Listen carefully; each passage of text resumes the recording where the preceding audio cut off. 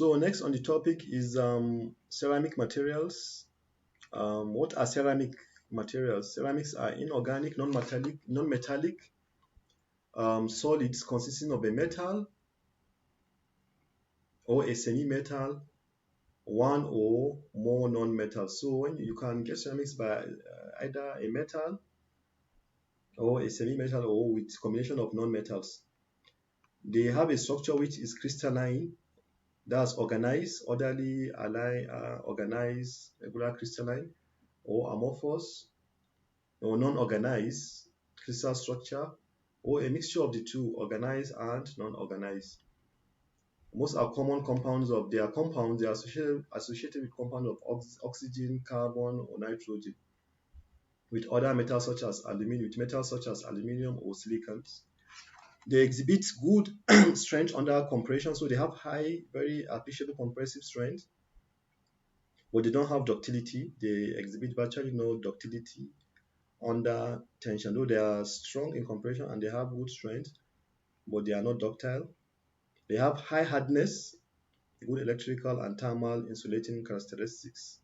So their resistance to thermal and electrical characteristics. They have electrical and thermal resistance.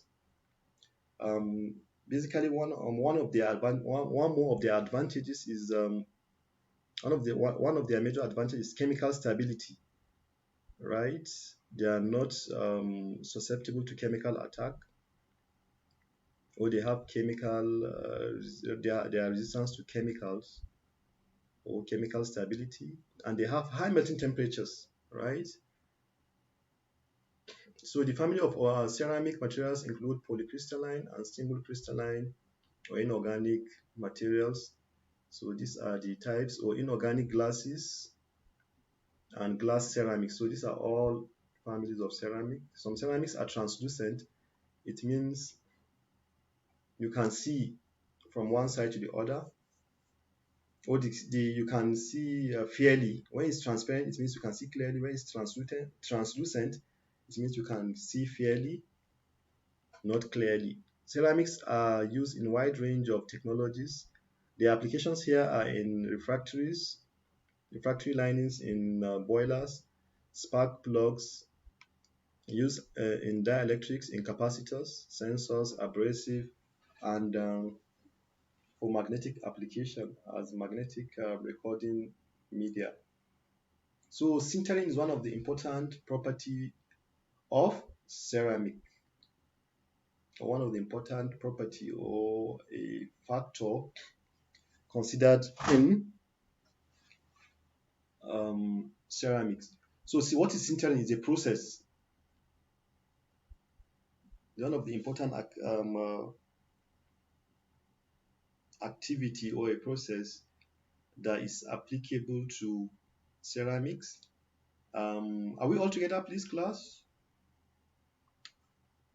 I want us at least towards we end before 12:30. We can start our quiz by. So what is sintering? So you have to listen up attentively. What is sintering? Ceramic is the process of compacting and forming a solid mass of materials by heat. So when you have powder ceramic, you compact them or you combine them, you put them under pressure and temperature, they form a solid mass, and that is what you call sintering. So it's compacting and forming a solid mass by via the aid of what? Heat or temperature and pressure. But then when you are forming this solid mass by sintering, the temperature should not be up to the melting temperature, right? Or what we call liquefaction temperature. It is also the fusing of two separate pieces of single materials under high pressure temperature. It can be either high temperature or pressure or both, right? Sintering can result in high strength bonds, particularly in materials with a crystalline structure. So common relatively weak sintering occurs. An example of a weak sintering occurs in salt or ice when compressed. This is an example of weak weak sintering. So for a strong sintering, an example is this: is when you have silicon carbide produced from silicon dioxide and carbon. Okay, so what we mean here is silicon carbide is produced from what? A reaction of silicon dioxide and carbon with carbon dioxide as a product. So this is extremely hard, very stiff. It has good chemical resistance and wear proof because of its high hardness, right? So it's not easy to wear it out. So silicon carbide can be properly used in all kinds of extreme conditions because of its when we say extreme conditions here, at very high temperature, and can also resist chemical attack while still maintaining its what? Its property, its hardness and strength. So after the sintering process, the material shrinks by, so when you compact it, silicon carbide, it can shrink by almost its volume by almost 20%, giving it a relatively lightweight material with stiffness of so by after sintering you can get stiffness of up to, that's the modulus of elasticity of up to 410 gigapascal, and a very good thermal conductivity of 110 watt per meter Kelvin. So let's look at an example here. What are the characteristics of sintered ceramics? Grains and grain boundaries. Here, typically what it means is that the grain size is, the smaller the grain size is, the finer they are, the better they can give other advantages in terms of properties. Typically, ceramics with small grain size are stronger than the ones with coarse grain size. For sintered ceramics, the average grain size distribution, and level and porosity are important. So these are very important. Porosity is very important. Magnetic and dielectric and optical properties of ceramic materials depend on the average. So all these, the grains are the magnetic property, dielectric property, optical property, all depends on the what? Porosity. All are important and it depends on the grain size. Next is porosity. Pores, that's the small spaces or the air spaces in ceramics that have not been filled up. These are important. Pores represent the most important defects in polycrystalline. They are defects actually, but then they can also be important in ceramics and is detrimental to the mechanical properties of ceramics. So they reduce when there are spaces in between. They reduce the mechanical property, but then they are important in areas where you need them. For example, in the car, in the exhaust of a car, we have a unit called the catalytic cracker. So whereby you can be able to reduce the harmful exhaust emission, right? Harmful exhaust emissions coming with a very high temperature and at a very high speed. When they pass through the catalytic cracker, it can absorb some of those poisonous gases, right? So that much less poisonous emissions are given out into the are emitted into the atmosphere. And that's the advantage. But then generally, pores in objects or materials reduce mechanical properties. And but then where it's important, we need to establish this the amount of porosity, the percentage of porosity in there. There are two types of porosity. We have connected, interconnected, and closed pores. So this is it here. In terms of the porosity of ceramic, we are going to look at a very important example. I've given you some of the applications, right, of porosity. So for porosity, don't mind my O, please. Porosity, we have two types. We have closed and we have interconnected.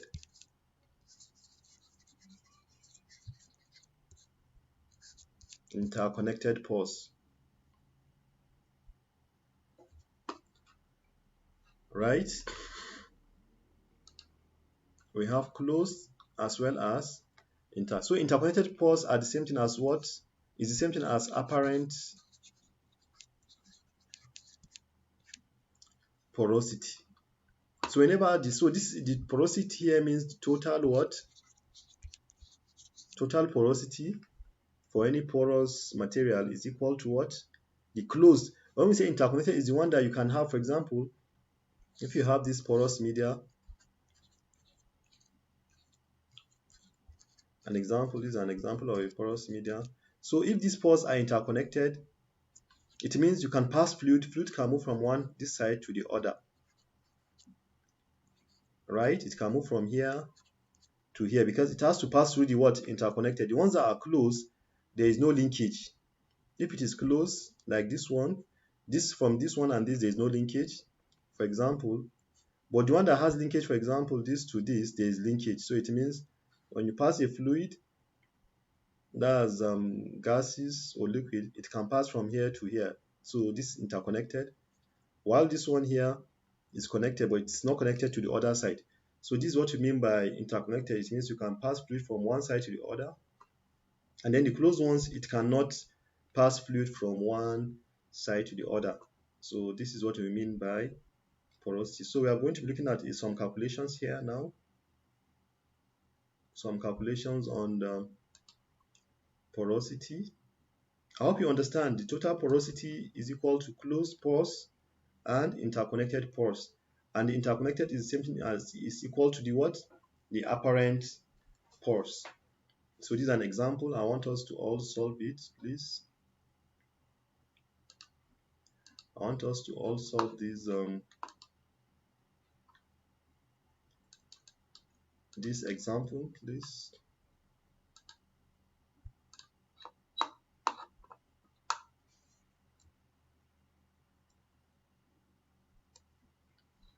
So let's look at this example, and we call it a day. Because for us it's important. Let's see, this is an example. Silicon carbide particles are compacted and fired because they have high strength and they resist chemical attack. So they are important. Silicon carbide are compacted. It means they are sintered at a high temperature to produce a strong ceramic shape. The specific gravity of silicon carbide is 3.2 grams per cm cube.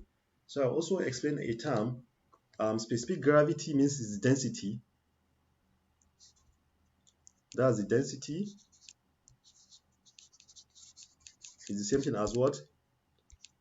Specific gravity of silicon carbide is given as 3. What is the value? 3.2 grams per cm cube.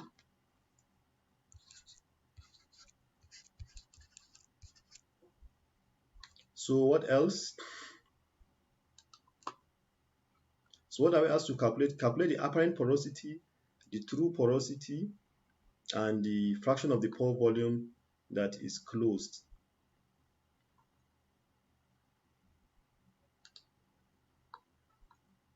So now to calculate the apparent porosity formula is given as what? WW minus WD. So let's write the formula. The apparent porosity, which is the what?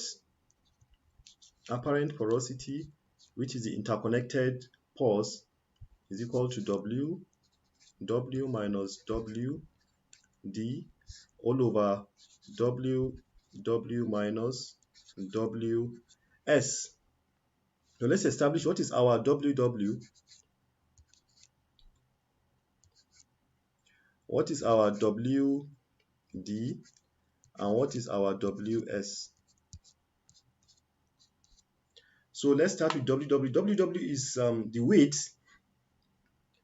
Okay, let me start with the WD. WD is the dry weight of the silicon carbide, it means its weight when it is in air, right? When you just weigh it, then the WW is the weight when you soak it in water. After in air, you soak it in water. Sorry, WW is not when you soak it in water. WS is when you soak it in water suspended. And then WW is when it is brought out of water. It has soaked water, so you now weigh the weight. That's WW, right? And these values are given as what? The ceramic shape subsequently is weighed when dry, which is WW is 360 grams. While suspended in water. So when you after weighing dry and you suspend it in water, the weight is going to be what? Reduced, isn't it? So here you are weighing suspended in water, 224 grams is the weight while suspended in water. Is 224 grams weight while suspended in water, and the WW after it's brought out of water, the weight is going to be much more, right? When it is dry is 360. When you suspend something in water and you weigh, it's going to be lighter, isn't it? So after it has soaked water and it is brought out and you weigh it, it's going to have the highest weight. So weight while is 385 grams. So with this, when you use this, you will get the what? The apparent porosity. So what do we have the apparent porosity? Here is going to be 385 minus 360 all over 385 minus 224. So who is going to tell us the answer? What's the calculation, please?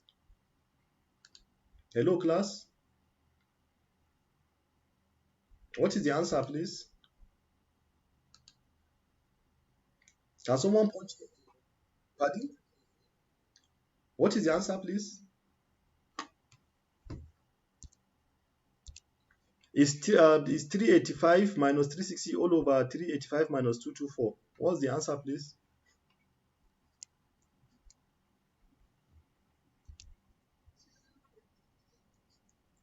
Okay, 0.15. So it means this you can say it's 15%, right? 0.15, it is 15%. So apparent porosity is equal to 15%, right? This is a fraction, 0.15. So the connectivity here, the porosity that is connected is 15%, or we say apparent porosity. So the next question that is being asked is what? The true porosity. So true porosity, if you remember, we said what about true porosity?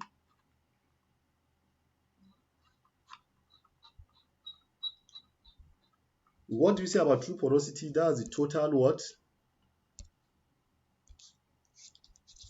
True porosity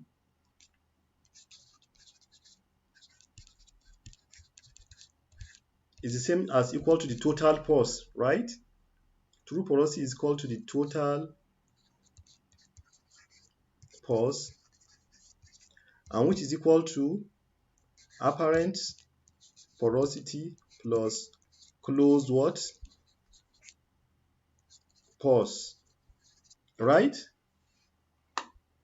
Are we together, please?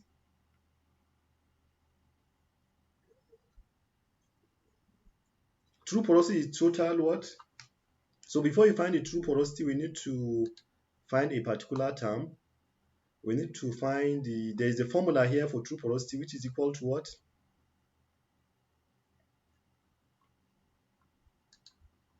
The formula here is equal to, so true porosity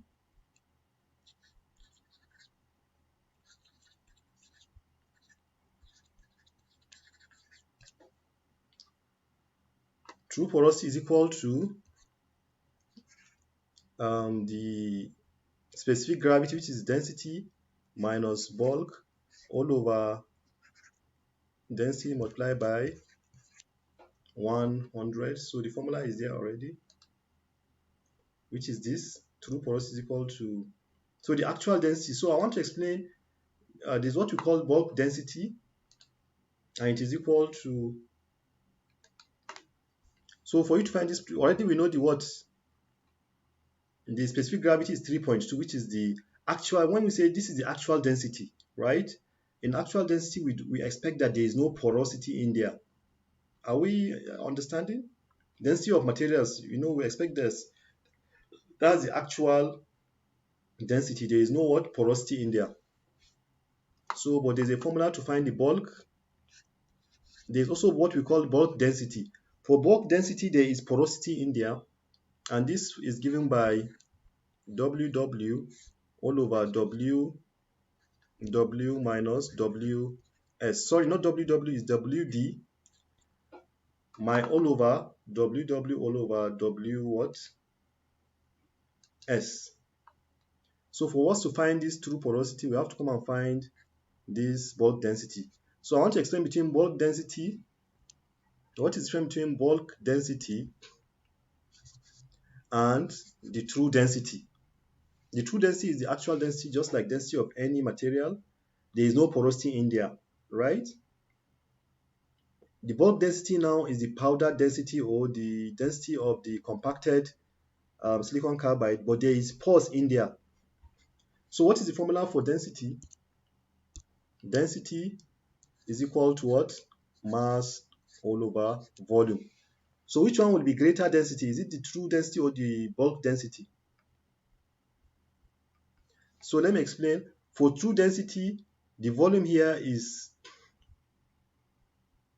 it will not change because there is no porosity in there. But for bulk density, let's say true density, now bulk density, you are going to have the same mass, isn't it? But then the volume has increased. The actual volume of the solid plus volume of what? Pores. So which one will be lower? Which density will be lower? We expect that density of the bulk density is going to be what? We expect that the bulk density is going to be what? Lower. While true density is going to be what? Higher. Do you get it? Because for the bulk density, there is addition of volume of the space. In that case, adding volume of space will reduce the what? Hello? Will reduce the density. So because there is additional pores, this density we call it what? Bulk density. And it's going to be lower than the what? Than the true density. Are we getting it, please? So the formula for the bulk density now, is given by this. So what do we get? It's going to be the dry weight, which is 360, all over 385 minus 224. So what do we get as the answer, please? When you do that, what's the value?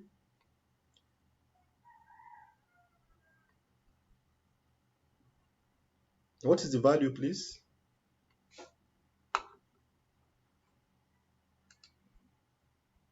Hello, class. What is the value, please? What is the value of the bulk density?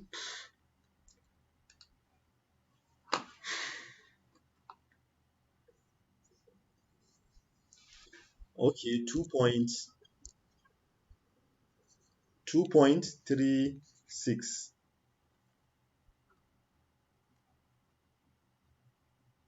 So now we come back and substitute in here. And this is our true porosity to get the total porosity.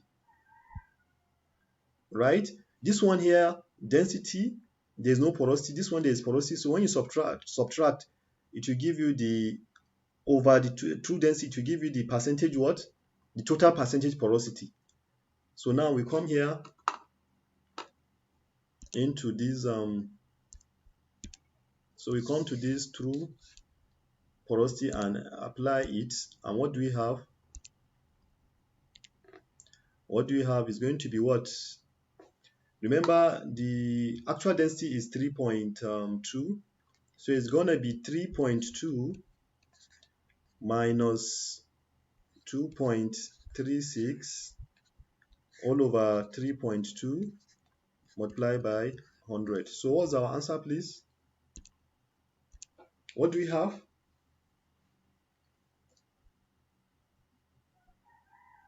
What is the answer, please? Hurry up. We are almost behind. I want us to start your quiz as soon as possible. Pardon? No, it cannot be 0 point. But okay, 0.26. You multiply by 100.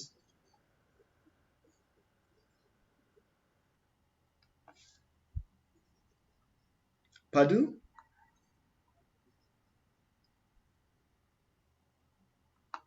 Okay, 26. Are you sure? 3.2. Well, please, can you confirm this 360 over 385 minus 224? Is it correct? Okay, this one is not correct. It's supposed to be 2 point.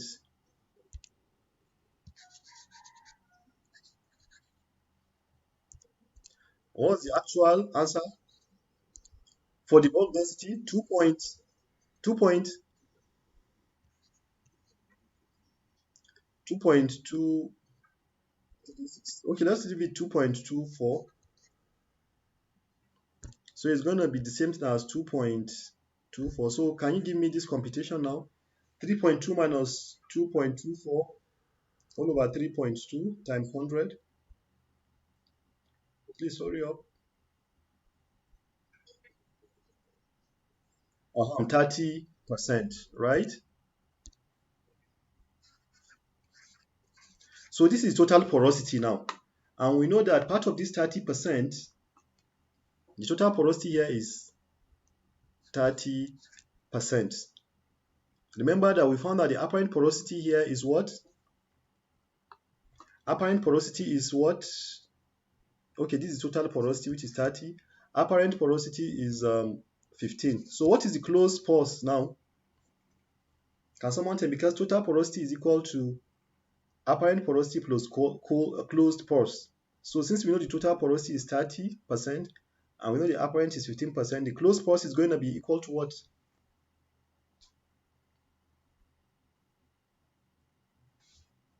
It's not exactly even the apparent porosity is, are you sure is exactly 1.5? Is 1.4 something, isn't it? Hello class, let's round up this please.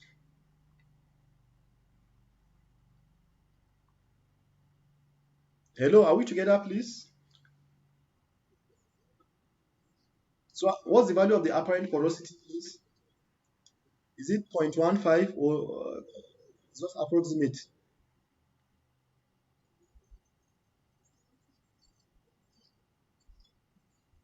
155, right? So we can ultimately say 0.16, right? Can we say 0.1, so to approximate, so it's, we can say that is equal to 0.16, which is 16 what? Percent, 0.16. Since we have 0.155, 0. So in this case, here we assume is 16%. So what's going to be the closed pores?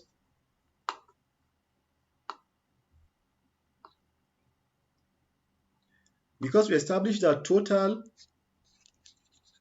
porosity is equal to what? Apparent porosity plus closed pores. Total porosity is 30% is equal to apparent porosity is 16%. What is the percentage of the closed pores? It's going to be 14, isn't it? Hello class. So the closed pores is going to be what? Equal to 14%.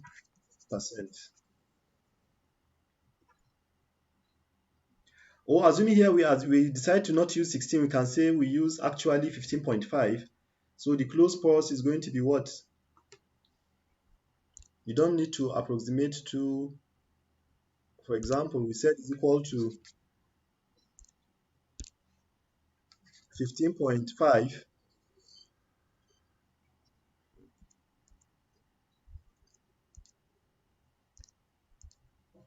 Or we can even decide to leave it like that, 16. Don't worry. 16. So this is going to be 14%, right? Or if you actually approximate it to be equal to 15.5, so it's going to be what? Is it going to still be 14? It's going to be 14.5, right? So with this gives us a higher what? Higher accuracy as compared with this, right? So the last question, what did the question ask? It says calculate the apparent porosity, true porosity. We have determined that, and then the fraction of the pore volume that is closed. So we are asked to. This is the closed pores, which is 14 percent. But the question says fraction of the pore volume that is closed, right? So total porosity is 30%. So fraction of the pore volume is going to be equal to what?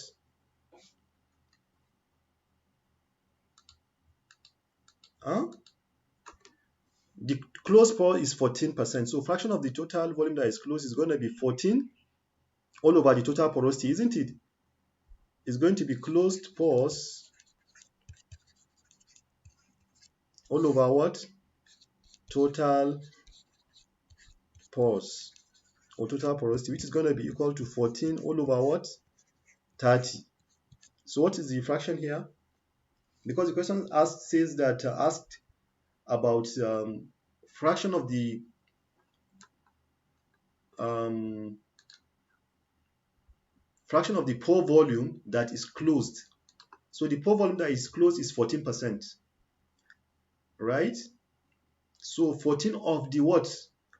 Total pore. Isn't it total pore volume? So it's going to be 14 over 30. What's the value here, please, class? Can you tell me the answer?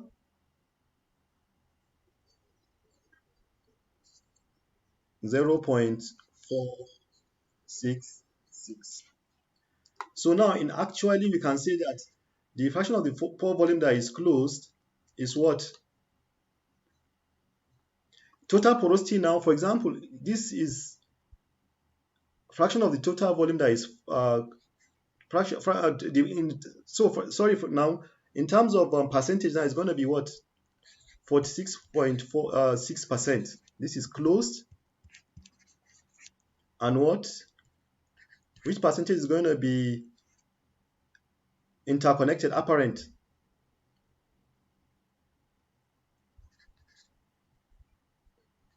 And 53.4% is going to be interconnected or apparent pores, right? Closed pores and apparent pores or interconnected. Are we all together, please? Is it clear?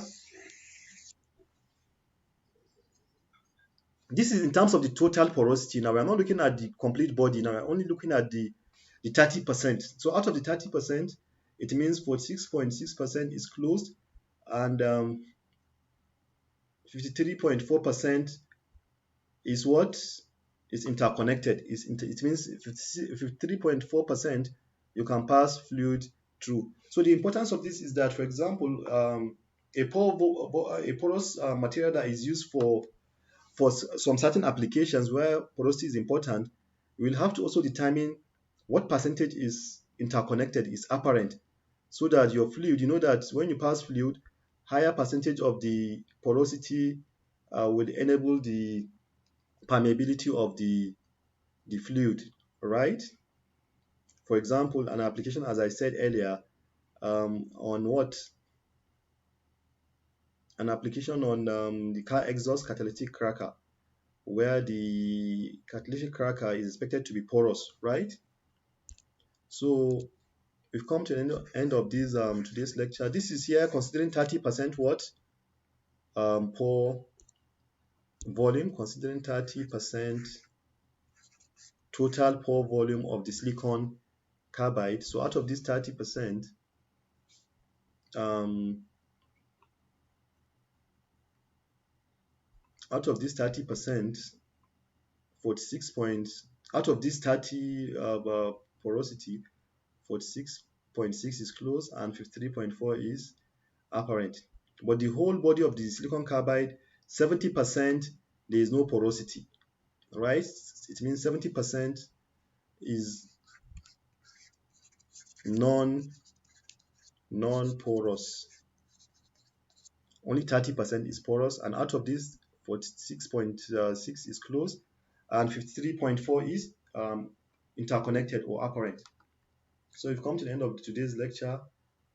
I wish you all the best. We meet next week. Thank you.